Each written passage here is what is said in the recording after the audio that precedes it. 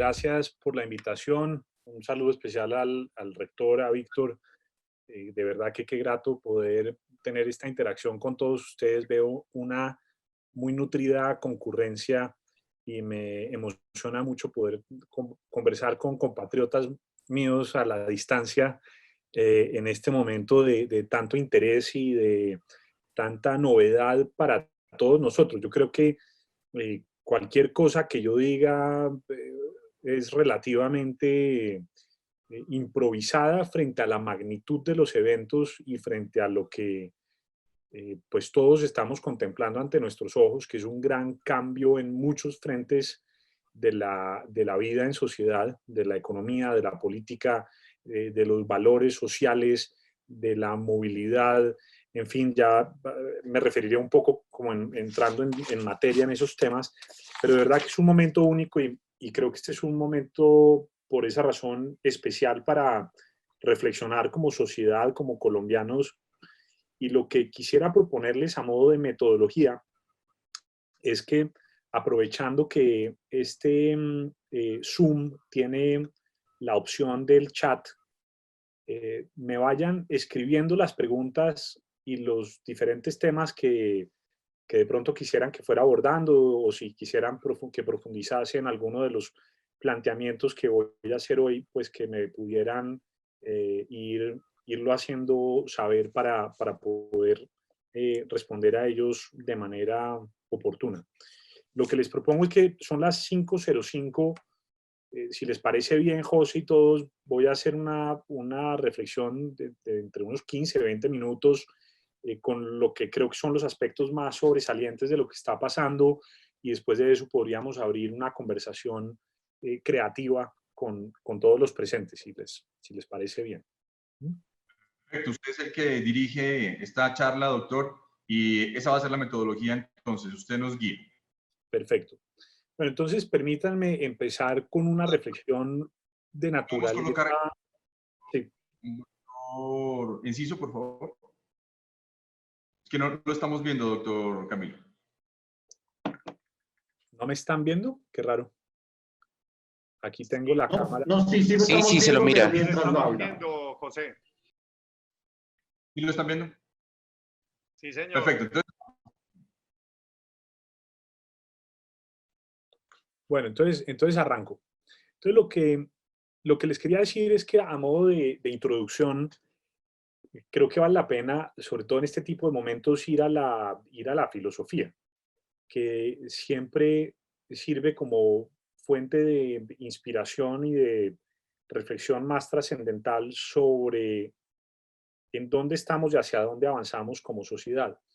Hay un autor que a mí me parece muy interesante que es Hegel, y para los que no odiaron demasiado la filosofía en el colegio o en la universidad, probablemente recordarán que Hegel eh, interpreta la historia a modo de dialéctica, a modo de procesos en los que se contraponen tesis, fuerzas históricas determinadas que avanzan en una dirección con antítesis, que son fuerzas de choque, fuerzas de reacción.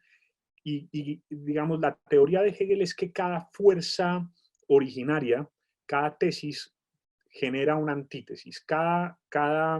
Eh, cada fuerza que avanza hacia arriba tiene una fuerza de gravedad que la jala hacia abajo. Y en general, digamos que esa es la interpretación que él hace de la historia.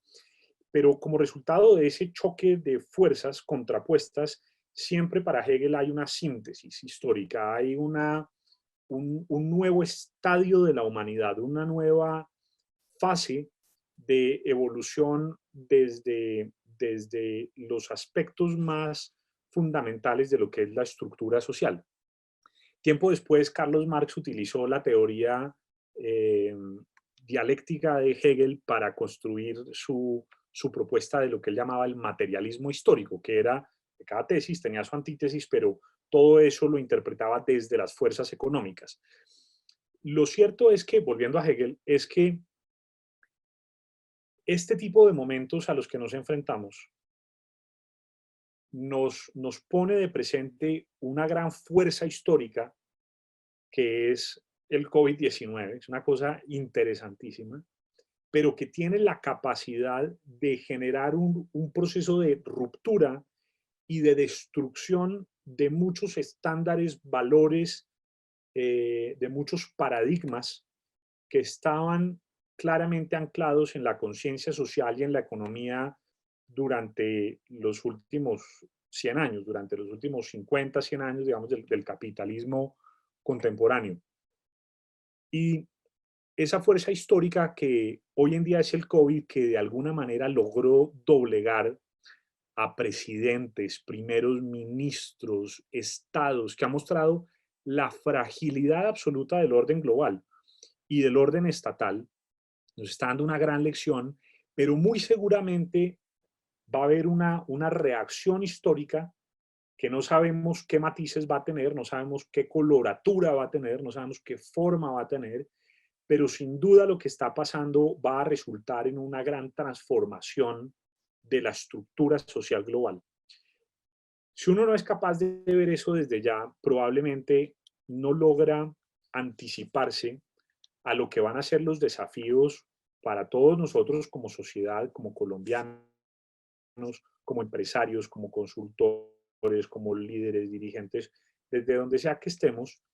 Si no logramos por lo menos entender que esto realmente es una fractura radical a la forma en que el mundo venía operando, estamos en nada. O sea, realmente no estamos entendiendo la magnitud de las cosas. Yo no soy quien para aventurar una hipótesis de cómo va a evolucionar esto en adelante, pero sí hay algunos insumos, algunos ingredientes, algunos indicios que le permiten a uno interpretar qué va a pasar por lo menos durante una primera fase. Y lo que quiero compartir con ustedes es lo que yo creo que son como esos aspectos centrales de lo que va a ocurrir en el corto y en el mediano plazo. Ya veremos en el largo plazo, en ese proceso de reinvención del orden global y de la sociedad y de la economía que va a terminar ocurriendo. Pero permítanme ir ingrediendo y ir sumando algunas de estas píldoras o algunos de estos elementos que yo he ido observando. Lo primero es que el COVID-19 sí está generando el mayor desafío al proceso globalizador que hemos vivido durante los últimos 2 siglos.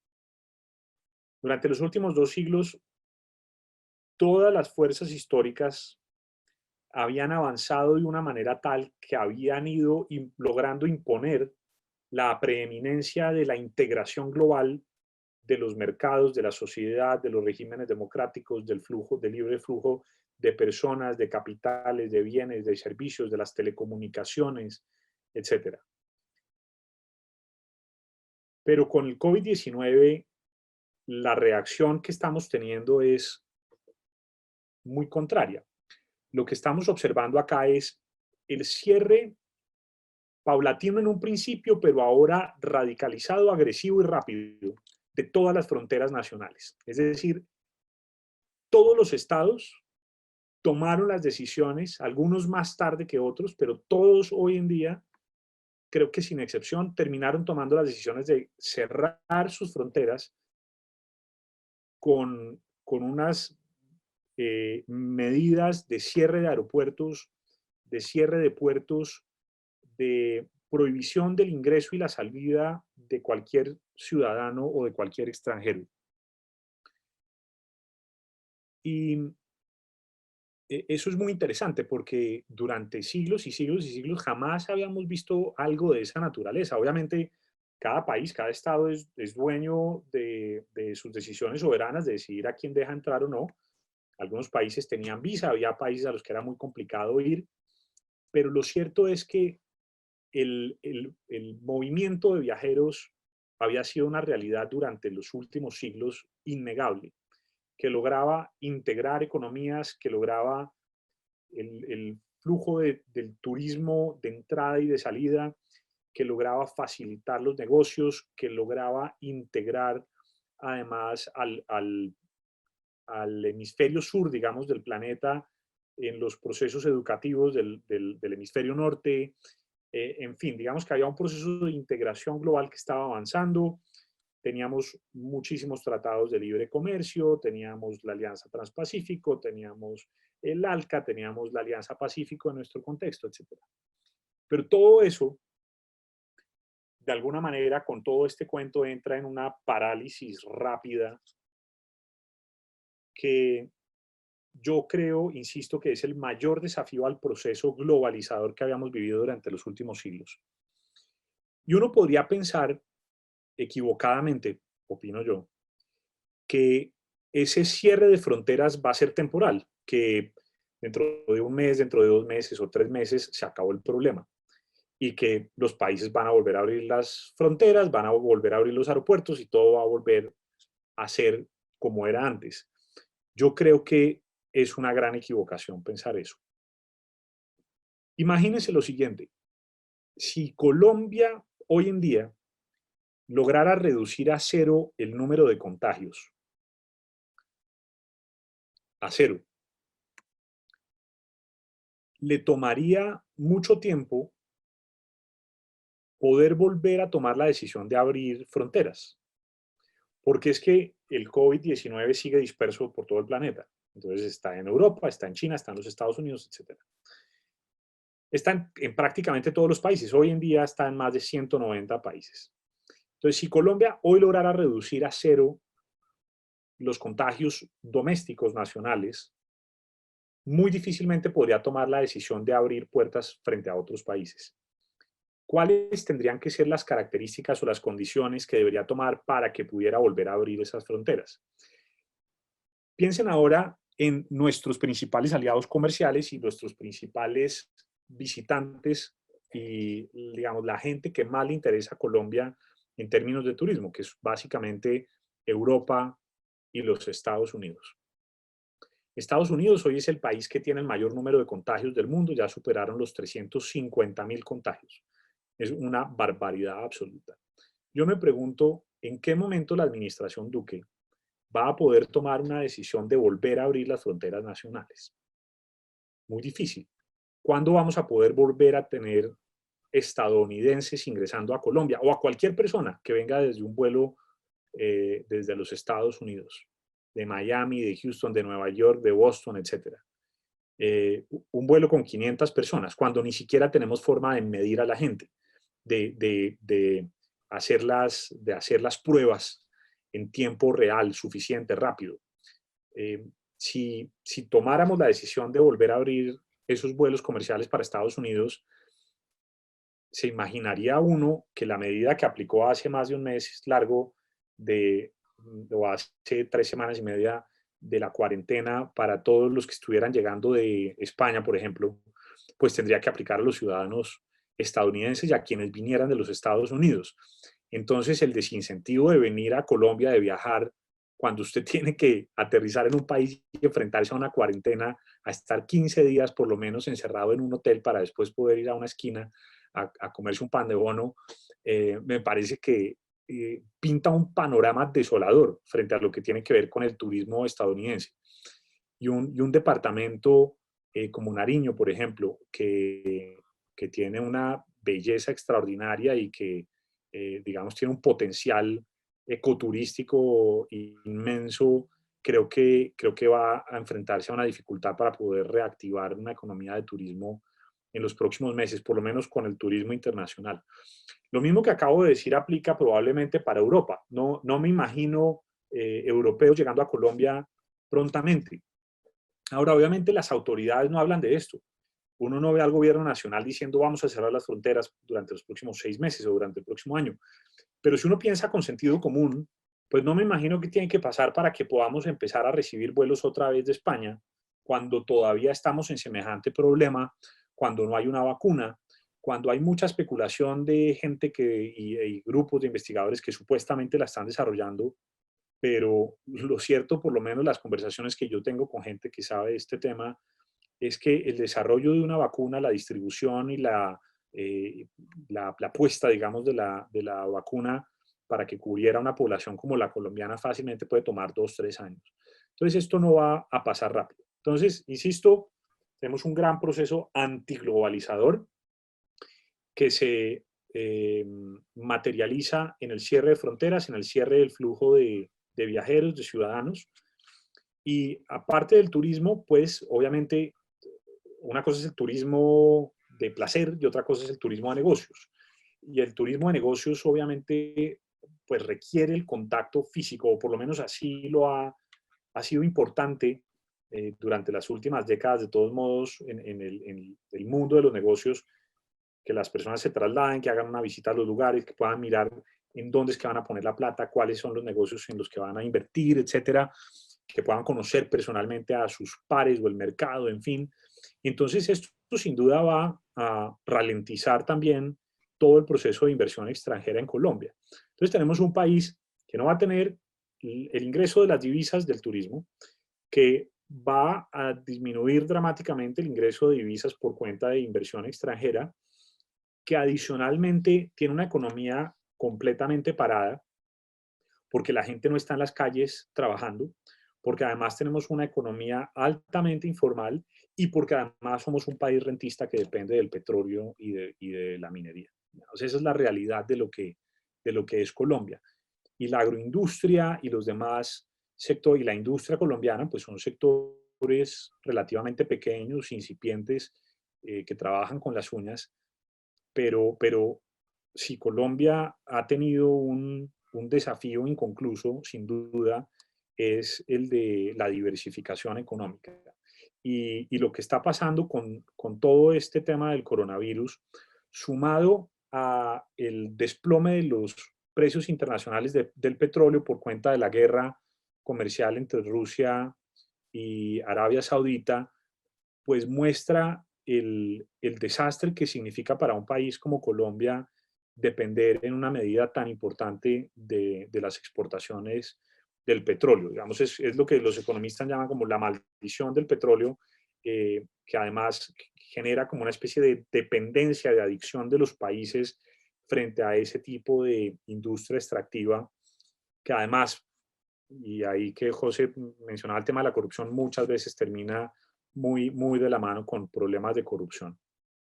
Entonces, en el orden global, reacciona al proceso globalizador o ruptura o, eh, digamos, freno en seco, diría yo, al proceso globalizador. Y ahora lo que está pasando es que todos los países están mirando hacia adentro. Y entonces acá el hecho de que miren hacia adentro tiene varias implicaciones, porque la economía está entrando en un proceso de recesión global. Y como hay recesión global, la fórmula típica y la fórmula que se necesita para un país como Colombia, a la que me referiré también en un momento, pues tiene que ser la inyección de recursos del Estado. Tiene que haber gasto público que logre dinamizar la economía y que logre mantenerla a flote. Pero eso que aplica para Colombia también aplica para todos los demás países. Y todos los demás países necesitan incrementar el gasto público y el consumo doméstico. Y eso implica que tiene que haber o que va a haber un mayor esfuerzo de los estados por comprarle a sus proveedores domésticos. El flujo de mercados, de bienes internacionales, bien sea de la agroindustria o de cualquier otro, va a sufrir, creo yo, un golpe violento, y la principal fuente de compra de esos productos van a ser los estados. Entonces, Colombia que es un país que exporta una parte importante de su producción agrícola, creo que va a enfrentarse al desafío de ver cómo los demás países están reaccionando para poder incrementar su gasto público doméstico y garantizar que hacia adentro fluyan recursos de la economía y del Estado de manera rápida y pronta. Entonces, me parece que ahí vamos a tener desafíos adicionales. Ahora, frente al tema de la economía nacional, digamos, ya en el orden puramente interno doméstico, lo que uno ve es un país que vive en una gran medida de la economía informal, que no tiene fuentes distintas de subsistencia si no logra estar afuera en la calle, lo cual agravaría la pandemia para el caso de Colombia. Y entonces la pregunta es, si me quedo en casa, no como. Y, y la verdad es que la única fuerza que tiene o la única organización o institución que tiene la capacidad de responder a ese desafío es el Estado. Y entonces el Estado tiene que responderle a los ciudadanos y en particular a las poblaciones más vulnerables frente a su necesidad de alimento, de vida, de recursos para la subsistencia y de servicios públicos. Digamos, el Estado tiene que garantizar el acceso a bienes y servicios de primera necesidad. Y aquí es en donde yo diría que aplica la frase de que todos ahora somos keynesianos. Yo soy me considero y me declaro keynesiano. Pero ahora sí que todo el mundo es keynesiano, hasta los más neoliberales que creen que el Estado pues, no debía intervenir ya mucho en la economía, se están dando cuenta que aquí no hay de otra, el Estado tiene que intervenir, pero creo que además se están dando cuenta de el problema que ha sido que el Estado durante décadas y décadas y décadas no haya intervenido con seriedad, con rigor y con compromiso para fortalecer ciertos sectores que requerían una mayor inyección de recursos, un mayor respaldo estatal como el sector de la salud. Y eso aplica en Colombia y aplica en todo el mundo. O sea, la verdad es que todos los sistemas de salud a escala planetaria se están enfrentando a la realidad de tener un desabastecimiento inmenso de un montón de insumos, de productos y de bienes que eran necesarios para poder atender a la población en situaciones como esta. Y en el caso de Colombia ni se diga, les comparto para que se den cuenta con una fotografía más aterrizada en lo local, para que se den cuenta de la magnitud del problema. Yo soy asesor de la gobernación de Caldas. Según un estudio que hizo la gobernación hace 3 semanas y media, si el COVID se dispara en la curva ascendente que se había proyectado originalmente, solo en el departamento de Caldas se calcula que en los próximos 2 meses puede haber aproximadamente unos 77.000 contagiados con COVID-19. Mientras tanto, el número de unidades de cuidados intensivos en el departamento de Caldas por camas asciende a 115 puestos, de los cuales únicamente 10 estarían disponibles para atender a los enfermos del coronavirus que requieran la atención en las unidades de cuidado intensivo. Entonces usted tiene casi 80.000 enfermos, de los cuales sabemos, porque esto ya son las cifras que hemos ido viendo, que aproximadamente entre el 5 y el 10%, dependiendo de los países, termina requiriendo la atención en unidades de cuidado intensivo. Entonces hagan los cálculos, más de 7.000 personas. Y supongamos que los más críticos necesitarían ser atendidos con carácter de permanencia. Por lo menos la demanda para un departamento como Caldas sería de unos 3.000, 2.500 unidades de cuidados intensivos. Tienen 10. Esa es la realidad a la que nos estamos enfrentando como país. Agravado con el hecho de que la desarticulación entre el gobierno nacional y los gobiernos territoriales es violenta y los esfuerzos que está haciendo el gobierno nacional, que en algunas cosas está atinando, creo yo, en muchas otras no, y no están siendo recibidas con buenos ojos y con buen ambiente en los territorios. Los gobernadores y los alcaldes con los que yo he podido conversar están muy molestos, muy preocupados y sienten que se les han quitado muchas herramientas para poder reaccionar directamente frente a este problema en los territorios. Insisto, hoy el gobernador de Sucre me decía, ya hoy tengo paralizadas 3 carreteras, bloqueadas 3 carreteras por ciudadanos que están exigiendo alimentos, no tienen comida. Y resulta que no pueden contratar los kits de alimentación escolar porque los proveedores territoriales al detal están ofreciendo unos precios que superan en 20% los de los mayoristas, pero los mayoristas no les venden porque están cuidando su inventario. Y entonces aparece el Contralor General de la Nación y dice que ya los gobernadores y los alcaldes se van a robar 80.000 millones de pesos. Entonces es un desastre, ¿no? Es descoordinación del gobierno nacional, gobernadores y alcaldes en lo territorial, el procurador y el contralor jugando a ser presidentes y a amenazar a todo el mundo. Entonces una crisis muy compleja también en el territorio nacional. Entonces, déjenme volver a la reflexión sobre esta idea de que todos somos keynesianos.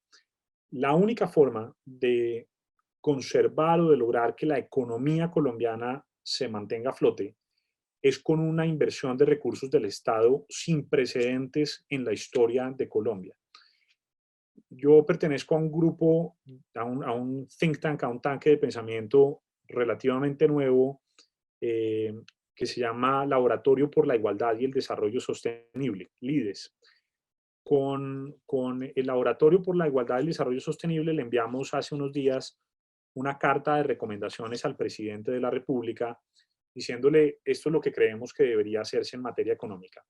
Y lo primero que le decimos al gobierno es, ustedes necesitan invertir por lo menos un 5% del PIB para reactivación económica y para apoyo y asistencia a las comunidades más vulnerables que hoy en día no tienen comida, que hoy en día no tienen cómo pagar los servicios, que hoy en día no tienen nada de nada. Es que la situación para la clase baja y en extrema pobreza es absolutamente oprobiosa y terrible. La clase media también está en aprietos y es duro, pero hay uno medio aguantando con unos ahorros que uno pueda tener, pero a nosotros también tarde o temprano se nos va a acabar el combustible y ya voy a hablar un poco de los temas de clase media.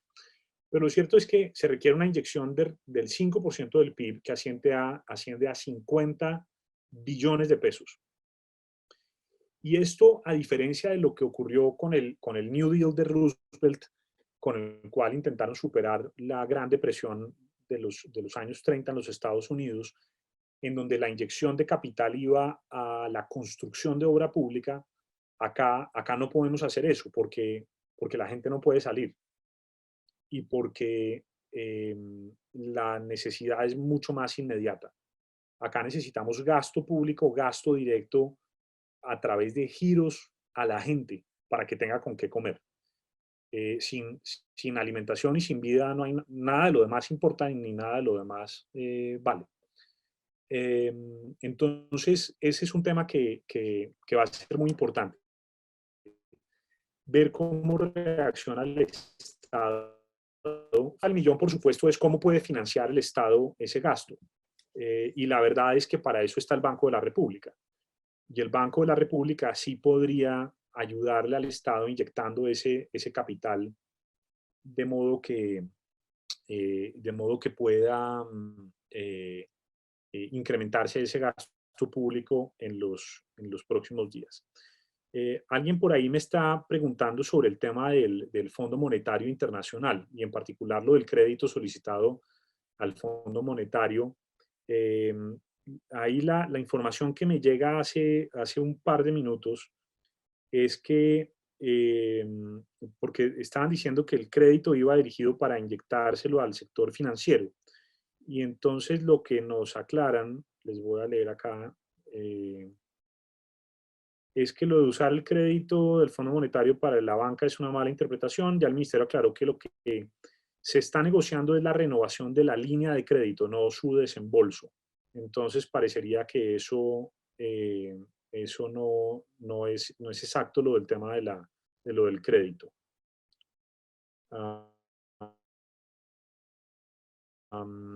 Solo para responder la pregunta que nos estaba haciendo Paulo. Entonces, bueno, eso frente a los temas generales de economía. Con mucho gusto, este es el documento que les estaba comentando. Nos preguntan el tema de la inflación.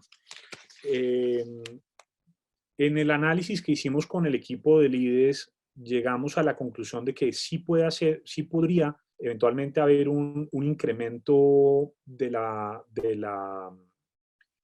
inflación, pero no necesariamente, porque depende de muchos otros factores, incluyendo la tasa de cambio, el manejo que se le da a los dólares, a la cuenta corriente del país, etcétera, etcétera. Y digamos, los economistas, yo no soy economista, pero esto es lo que me dicen los que saben de este tema, hace bastante tiempo descartaron la relación sine qua non entre incremento del gasto público e inflación. Parecería muy obvia y es lo que uno aprende en los libros de economía en la universidad, pero,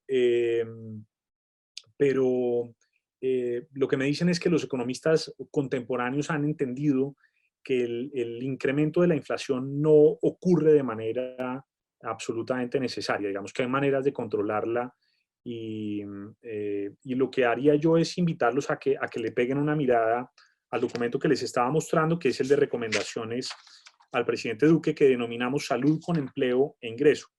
Les quiero compartir ahí algunas de las, como en resumen, algunos de las principales recomendaciones que estamos haciendo en materia económica. Lo primero es brindar atención y asistencia prioritaria a la población en situación de pobreza, haciéndola extensiva a las familias víctimas del conflicto y a los desplazados. Ahí hay por lo menos un registro de más de 8 millones de personas y se podrían canalizar recursos muy fácilmente hasta un salario mínimo legal mensual vigente por 3 meses. Eso obviamente exige la articulación entre el nivel nacional y el nivel territorial. Lo otro es brindarle apoyo a los trabajadores independientes y a los informales, que también hacen parte de la población vulnerable en una escala distinta, también con un riesgo grande de caer en situación de pobreza, y para eso podría usarse la base de datos del SISBEN 3 y del SISBEN 4 y canalizar la ayuda impulsando un plan de bancarización acelerada de esas personas. Hoy leí con sorpresa y con optimismo que Planeación Nacional anunció la creación de una línea para garantizar la creación virtual de las cuentas bancarias para poder hacer el giro de los recursos a usuarios del SISBEN. Entonces, parecería que el gobierno en ese frente está escuchando o por lo menos venían madurando la idea desde atrás. La tercera idea es proteger a los trabajadores y contratistas formales. La verdad es que muchas empresas se están enfrentando a la disyuntiva o a la necesidad de tener que terminar contratos, porque ¿cómo sigue usted pagando, por ejemplo, los hoteles, cómo siguen pagando empleos y empleos y empleos y empleados y sin tener ningún tipo de ingreso? Entonces lo que proponemos acá es que el Estado asuma el 75% de la nómina de algunas de esas empresas con un tope hasta de 2 salarios mínimos legales mensuales vigentes. Y debería asumir los pagos de la seguridad social. Esto hoy en día ya lo están haciendo varios países europeos. Entonces no es una locura que nos ocurrió, es una medida contracíclica que funciona y que ya varios países están utilizando. Lo otro es garantizar a contratistas independientes auxilios monetarios equivalentes a los declarados a la UGPP del último año. Y acá una cosa importante, y es que planteábamos que el Estado debería tener una línea de factoring que le permita a contratistas independientes vender sus facturas con una tasa de intermediación favorable o sin tasa subsidiada por el Estado, que le permita a uno recibir rápido el ingreso, no morirse de hambre durante los 2-3 meses que dure la cuarentena, y eso también le puede descargar un poquito de presión a las empresas y le da más liquidez y ayuda a incrementar la demanda agregada en el país. Lo otro que va a ser, tenemos más cosas acá, pero no los voy dije que iba a hablar, es que 15 minutos, llevo ya un montón. Pero en los temas del reto fiscal, en donde hablaba yo del gasto de los 50 billones de pesos, hay un elemento fundamental que es, hay que flexibilizar la regla fiscal, y eso no tiene vuelta de hoja. O sea, la regla fiscal se hizo para momentos de normalidad, no para momentos de emergencia, y si hay un momento de emergencia en la historia reciente de Colombia es este. Entonces, la regla tiene que operar en tiempos de calma, pero esto es una etapa en la que necesitamos gasto público claramente. Y al final, lo otro es que sí creemos que Colombia tiene la capacidad y puede acudir a los organismos multilaterales de crédito en procura de financiamiento inmediato con tasas de interés moderadas para cubrir gastos de demanda de emergencia y para compensar el déficit en la cuenta corriente de la balanza de pagos, que obviamente pues es un asunto que genera bastante preocupación. Yo dejaría hasta ahí como los temas económicos que quería referir. Voy a terminar hablando de lo siguiente. Hablé un poco como del problema de la globalización, del problema de la economía local, y lo último que quisiera referir es el desafío que lo que está ocurriendo le genera al mundo y a Colombia en materia de valores. Yo creo que todo esto nos está permitiendo dimensionar de mejor manera qué es importante y qué no es importante. Nos está permitiendo entender que estábamos invirtiendo y gastando plata o estábamos haciendo cosas que estaban permitiendo que la economía y la sociedad evolucionaran en cierta dirección, que permitió que la escala de valores se invirtiera completamente. Y entonces, si ustedes se fijan, ahora todo lo que son los valores más preciados por la sociedad, la sociedad del espectáculo, los realities, todo ese tipo de cosas eh, están pasando a un segundo plano. Volvimos a mirar hacia las familias, volvimos a mirar el hogar, volvimos a mirar la lectura, volvimos a mirar como a los valores y a la virtud. eh, y yo creo que este es un proceso, una fase que tiene a todo el mundo o no todo el mundo, siempre hay excepciones, pero que tiene a mucha gente caminando en un proceso de introspección muy profundo, reflexionando sobre su propia vida, reflexionando sobre la familia, reflexionando sobre la sociedad, generando al mismo tiempo muchos desafíos adicionales para la sociedad. Estaba viendo yo, me decían ayer que el número de denuncias por violencia intrafamiliar se han triplicado durante las últimas 3 semanas, eh, al igual que se han duplicado el número de denuncias por violencia sexual intrafamiliar. Es decir, lo que hubiese podido ser un momento para el recogimiento y la reflexión, para algunas personas y en algunas familias se ha traducido en un descargue de violencia y de agresión sexual que también debe llamar a la reflexión. Y yo creo que todo esto nos está invitando también a unas reflexiones más profundas sobre lo que debe ser la solidaridad social, sobre el papel del Estado social de derecho, sobre la necesidad de diversificar nuestra economía, sobre la necesidad de incluso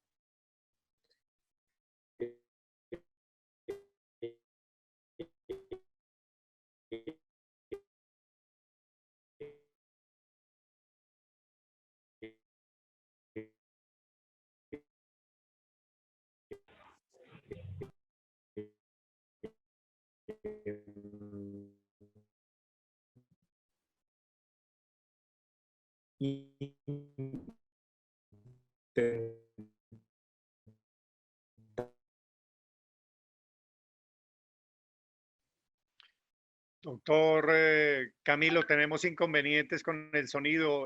Por favor, nuestros ingenieros, Carol, verificar a ver qué pasó, por favor. Un momentito, Eh, por favor. Todos paciencia un momento. es por el internet de él, pero él se desconectó y creo que va a volverse a conectar.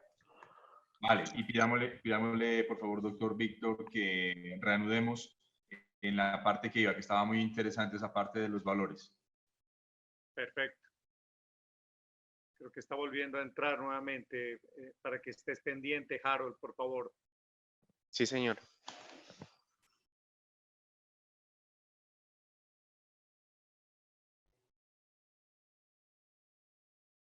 Estaba cerrando ya diciendo que creo que todo esto está generando una serie de desafíos inmensos en las 3 escalas que mencioné: integración global, economía y cultura y sociedad. Y creo que estamos en un punto de quiebre de honda envergadura que va a redefinir el rumbo del planeta. Vamos a ver cómo evoluciona. No podemos adivinar cómo se va a ver el planeta dentro de algunos meses. Todo está cambiando demasiado rápido, pero los dejaría con esas reflexiones y con gusto puedo atender cualquier inquietud o pregunta. Y me interesa mucho saber ustedes qué están viendo y qué están pensando. Muchas gracias, doctor Camilo, por su conferencia. Muy interesante. Las reflexiones que usted nos comenta que tenemos que hacer como sociedad, ese cambio que va a traer como consecuencia pues toda esta fractura radical que se viene dando actualmente en el mundo, el qué hacer con nuestras fronteras cuando supuestamente a mediano, corto plazo se pueda solucionar esta situación. Muy importante la situación de nuestro país que usted nos presenta, pues es bien preocupante, sobre todo con el presupuesto que se hizo, con el valor creo que del barril del dólar a $61, ahorita está a $33, eso hay que pensarlo muy bien. Y la pregunta que teníamos, doctor Camilo, es, son dos inquietudes que tengo y para que por favor las vayan formulando nuestros queridos compañeros en el chat las siguientes preguntas. Una es, ¿usted cree que va a cambiar el modelo económico a nivel global? Y la otra es, ¿qué oportunidades usted ve post-COVID de nuevas iniciativas empresariales que se puedan presentar teniendo en cuenta pues este cambio de pensamiento, este cambio de valores, que la gente creo que va a ser muy complejo que salga de esta situación y piense en invertir en cosas que no son muy necesarias? Pongo un ejemplo. Veo muy complejo que alguien salga ahorita después de toda esta etapa a comprarse un par de zapatos, una camisa o irse a espectáculos como los que usted habló, irse a un restaurante. O sea, hay cosas que la gente lo va a pensar dos veces. Entonces, ¿qué oportunidades de negocio se pueden presentar con oportunidad de este nuevo cambio de pensamiento, doctor Camilo?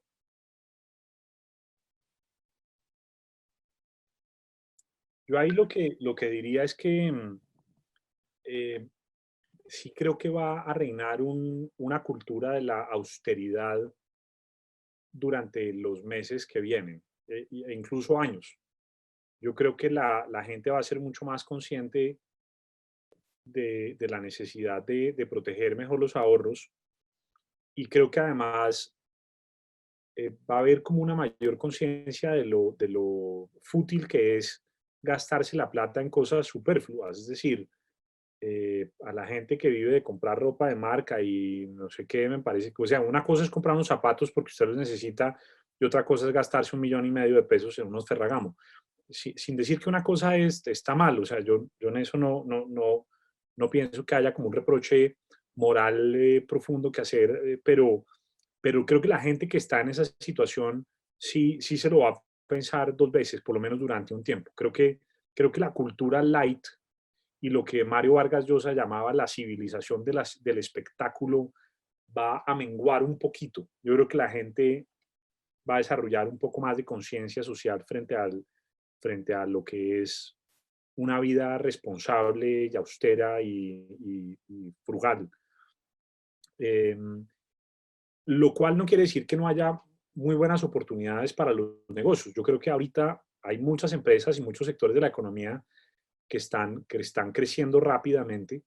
Las acciones de muchísimos medios digitales, herramientas como esta, como Zoom, están disparados. Creo que tuvieron un percance la semana pasada porque estaban hackeando algunas reuniones, pero más allá de eso, WhatsApp, Zoom, Facebook, etcétera, todo lo que son redes sociales y mecanismos digitales y colaborativos para trabajar en equipo están disparados.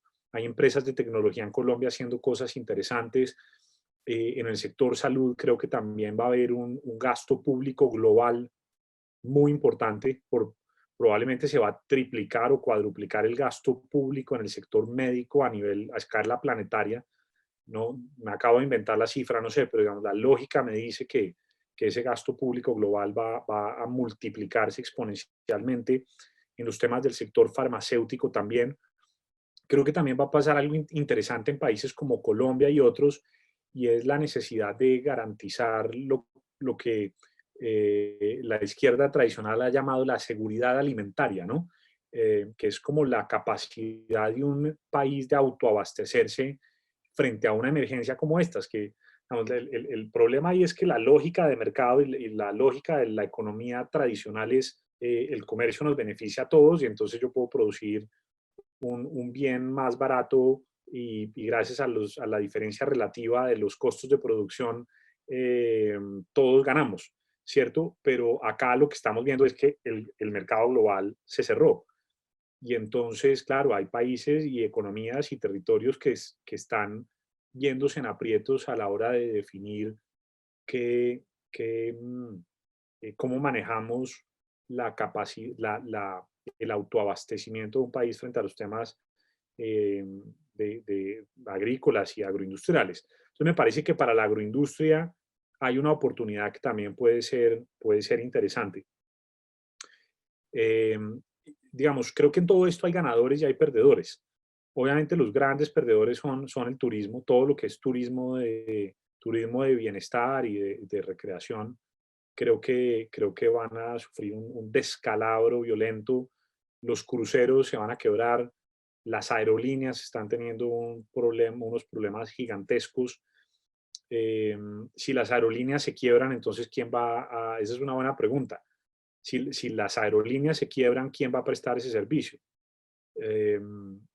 Entonces ahí hay varios desafíos, pero sin duda creo que hay buenas oportunidades también. Ahora que si el modelo como tal va a cambiar, yo no podría aseverarlo, pero me parece que hablaría muy mal de la humanidad, de la gente de negocios y de los líderes globales, si después de este descalabro al que nos estamos enfrentando no se da una cumbre global para repensar el modelo de desarrollo económico a escala planetaria que garantice la sostenibilidad real, entendida como el cumplimiento de las metas de los objetivos de desarrollo sostenible, que incluye unos planes de acción mucho más agresivos para contener el calentamiento global, para garantizar la integración de las economías subdesarrolladas y de las poblaciones más desfavorecidas. O sea, creo que posiblemente va a seguir habiendo capitalismo, y yo soy un convencido de que el capitalismo es el modelo económico que más contribuye a generar riqueza y crecimiento económico, y solo con crecimiento económico sacamos gente de la pobreza, pero tiene que ser un capitalismo social y sostenible. Y creo que el capitalismo que hemos tenido a nivel global ha sido muy irresponsable. Ha sido el capitalismo de los paraísos fiscales, del capital golondrina, del abuso de la posición dominante de quien tiene el capital. Entonces me parece que ahí seguramente va a haber una serie de reformas que van a ser importantes. Pero vamos a ver, es demasiado pronto para saber.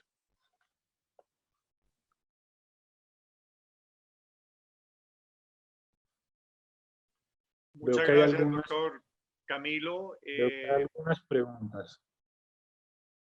¿Me escucha, doctor Camilo? Sí, lo escucho. Muchísimas gracias. Nos pregunta Elkin Vallejo, en medio de la crisis hay oportunidades. Usted que conoce nuestro departamento, ¿qué oportunidades cree que se puedan aprovechar a futuro para el departamento de Nariño?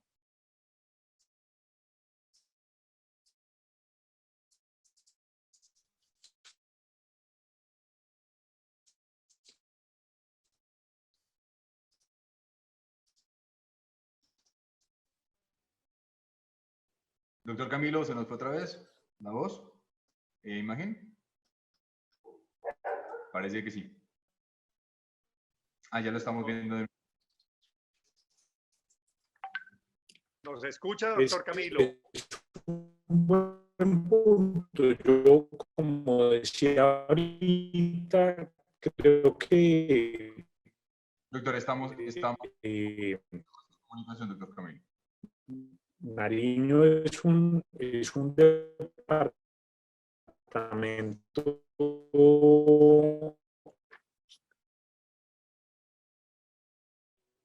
Doctor Camilo, se nos fue otra vez. ¿Podemos hacer el... Es una despensa importante de productos agrícolas. Yo por aquí estoy, ¿me oyen todos? Listo, ahí, A ver. no, muy bien. Ahorita, ¿Me escuchan mejor sin cámara?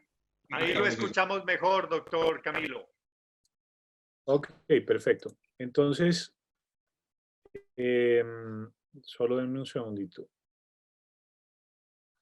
Vale, entonces lo que les decía es que Nariño es un departamento que creo que es una despensa muy importante de bienes agrícolas y agroindustriales para el país. Y yo creo que acá, insisto, el principal desafío va a ser abastecer a las comunidades más vulnerables, pero en general a la población colombiana con los alimentos que se necesitan. Y lo que creo es que el flujo de bienes, de productos agrícolas que normalmente contribuían parcialmente a abastecer el mercado colombiano, van a estar, eh, van a estar comprometidos. Es decir, por ejemplo, hablando del negocio del amigo José, eh, entiendo yo que una parte importante del abastecimiento de huevos, por ejemplo, que se comercializan en el departamento de Nariño provienen de Ecuador.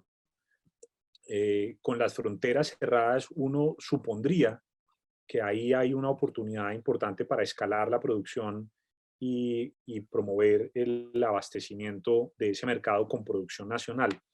En el documento que les mencionaba de nuestras recomendaciones al gobierno, incluso una de las recomendaciones que incluimos, se las quiero compartir, iba específicamente orientada a que el Estado apoyara la producción nacional. Les leo lo que dice acá.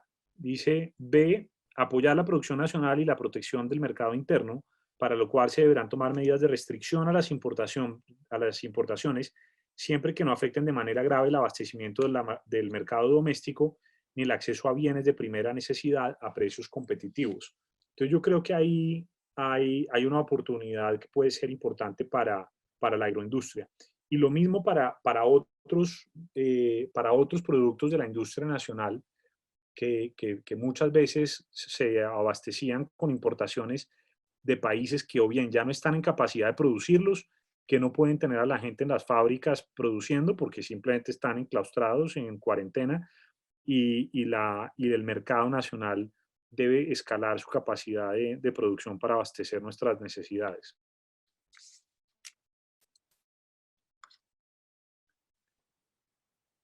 Estoy viendo una pregunta. ¿Me están escuchando?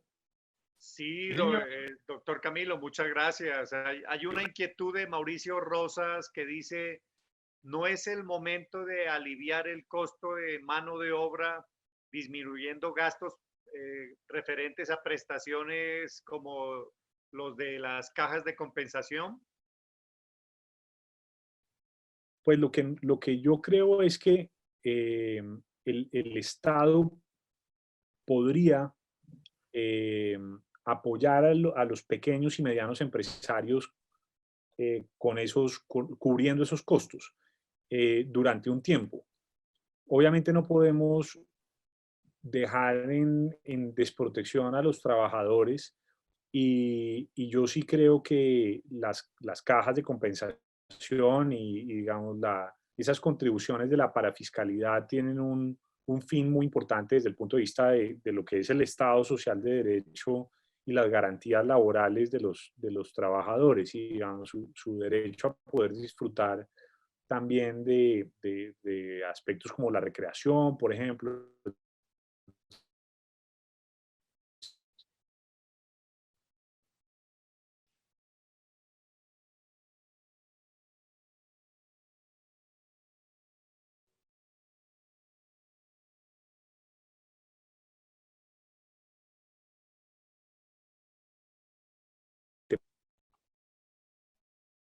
Hola, ¿se volvió a ir?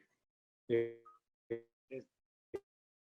Parece que es la conexión del doctor Camilo con la que tenemos algunos inconvenientes, desafortunadamente. O Doctor Camilo, estamos otra vez con problemas de comunicación. Ingeniero Harold, por favor que estén apagadas todas las cámaras para que con ello evitamos Doctor Víctor Hugo, están apagadas todas, pero sí es la conexión Sí, es la conexión en del este doctor, caso. ¿no? Sí, sí, en Sí, este señor. caso, sí, señor. Ya. Esperemos Vale, a ya ver. tenemos tiempo para una pregunta más y logramos reconectarnos. Y a todos agradecerles la participación, todo el entusiasmo y el tiempo que le están invirtiendo a estas charlas y a entender y a escuchar a los expertos en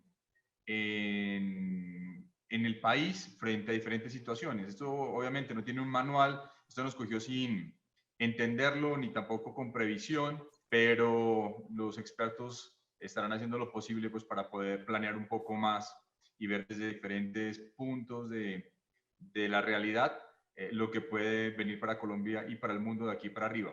Les voy contando antes que, ahora que, pues, hasta que se conecte el doctor Camilo para podernos despedir con él, que el industrial Mario Hernández es un marroquinero que yo creo que varios de ustedes conocen los productos que él tiene, las tiendas, la historia tan interesante de superación de él. Nos va a acompañar el lunes siguiente, el lunes de Pascua, no tengo en cuenta la fecha todavía, pero ahorita lo busco en un minuto. A ver, ¿en qué mes que estamos? 13 de abril, José Alfonso. Yo estoy bastante perdido en fechas también. Nos acompañará el 13 de abril. Doctor Camilo, ya está otra vez en línea, ¿no es cierto? sí, qué pena con todos. Esto no se lo han acabado de inventar. Siga tranquilo. Antes, muchas gracias por el tiempo y por la paciencia. Sí, bueno, no, respondiendo a la pregunta de Mauricio, lo que decía es que yo creo que el Estado sí tiene que apoyar cubriendo esas cuotas de la parafiscalidad. Creo que tiene que darle un poco de oxígeno al empresariado sin desproteger al trabajador, pero creo que temporalmente el Estado podría hacer eso, así como en muchas economías se hace con políticas que los Estados impulsan para promover la inversión extranjera. Aquí lo haríamos con una intención distinta, que es apoyar al empresario colombiano en momentos de dificultad. Por eso decía yo que el gasto público es tan masivo, ascendiendo a más de 50 billones de pesos, porque obviamente todo eso requiere una cantidad de recursos muy, muy importantes. Gracias, doctor Camilo. La última pregunta la hace María Muñoz. Nos dice, en ánimo de equidad y efectividad aplicables al momento, ¿qué mecanismos debería establecer el Estado para que la bancarización para la entrega de los auxilios no se convierta en una línea de negocios muy rentable para el sector bancario y evitar el riesgo de aumentar las brechas económicas a costa de la atención de la emergencia? Doctor Camilo, por favor. Sí, el Estado, con base en la declaratoria de la emergencia económica, puede legislar por vía de decreto legislativo. Y yo creo que podría imponer unas reglas claras para el sector bancario, en el sentido de que esas cuentas son cuentas de ahorros que no van a tener cuotas de manejo para los particulares y en donde además pues el sector financiero no debería estar utilizando esos recursos, digamos, para lucrarse y llenarse más los bolsillos, digamos, que es algo que ocurre ya suficientemente, digamos, con el negocio, que les funciona muy bien. Pero lo que sí es claro es que esto debería ser costo cero para digamos, la intermediación del sector financiero para esos efectos debería ser de costo cero para el Estado y de costo cero para los beneficiarios de las cuentas. ¿En qué gana el sector financiero? Gana con penetración. El hecho de que el Estado colombiano pueda acelerar la creación de 1,5 millones de cuentas, por ejemplo, de la economía informal, que van a seguir utilizándose durante los próximos años, creo que le aporta eso al sector financiero, que antes no canalizaba y no administraba en absolutamente nada los recursos de esa economía informal, y al y cuando empieza a regularizarse el funcionamiento de la economía en un año, año y medio, lo que se necesite, pues va a tener esos cuentavientes y puede empezar, digamos, es gente que entra en el mundo de la historia crediticia, que puede pedir créditos, que puede, en fin, digamos, son millones de nuevos clientes para el sector financiero que podrá sacar provecho más adelante, pero después de haber puesto su grano de arena en el compromiso de solidaridad al que yo creo que está obligado. Muchísimas gracias, doctor Camilo, por su generosidad, por compartir su conocimiento, su experiencia, su visión de lo que está pasando actualmente, de lo que puede pasar a futuro. De verdad que quedamos gratamente impresionados con los conocimientos que nos ha compartido ahora. Todo este grupo pues tiene, como usted lo sabe, un objetivo común, y es el de ayudar a la comunidad, sobre todo en estas 2-3 semanas que se vienen, pero por sobre todas las cosas, con sus consejos, nuestros empresarios quieren tener una visión clara de qué hacer, como lo hemos dicho, a corto, mediano y a largo plazo. Muchísimas gracias, doctor Camilo, en nombre de la Universidad Cooperativa de Colombia, del Grupo Agronova, de la Fundación Juan Ambú y de PAI, que son las empresas y las instituciones que se han organizado para presentarles a los empresarios este ciclo de conferencias con personas de talla nacional e internacional como lo es usted. Muy amable, doctor Camilo, y le doy la palabra a José Alfonso también para que haga el cierre final. Doctor Camilo y todos, muchas gracias por esta oportunidad de reunirnos en torno a un tema tan importante y tan trascendente para la vida del mundo. Gracias, doctor Camilo, por este tiempo que nos ha dedicado, por su generosidad, como cuando se lo pedí hace unos días, que nos donaron ahorita de su tiempo para escuchar su apreciación sobre lo que está pasando y lo que puede pasar. Agradezco también que usted ya en el chat colocó su número telefónico, su mail para seguramente contactarnos y poder tener una comunicación fluida y escuchar las apreciaciones que día a día se van creando, porque esto nos ha, de hecho, aquí sí cabe la frase de esto nos ha terminado de inventar, porque sí, día a día el cuento es distinto. Por supuesto, invitado a Nariño siempre.